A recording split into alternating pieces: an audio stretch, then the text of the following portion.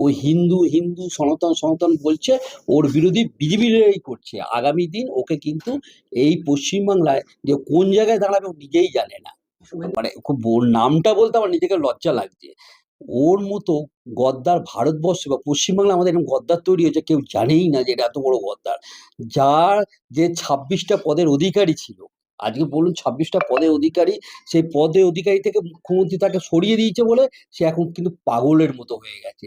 যা পাচ্ছে তাই বলে যাচ্ছে। ২০২৬-এ যে কি পরিস্থিতি দাঁড়াবে সে সব বাংলার মানুষ বুঝতে পারবে।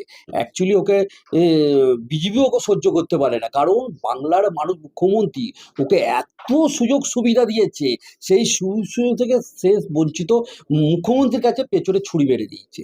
তাই বিজেপি কি তাকে সাপোর্ট করে? কোনোদিনই করে না। ওই হিন্দু হিন্দু সনাতন সনাতন বলছে, ওর বিরোধী বিজেপিরাই করছে। আগামী দিন ওকে কিন্তু এই পশ্চিমবাংলায় যে কোন জায়গায় দাঁড়াবে ও নিজেই জানে না।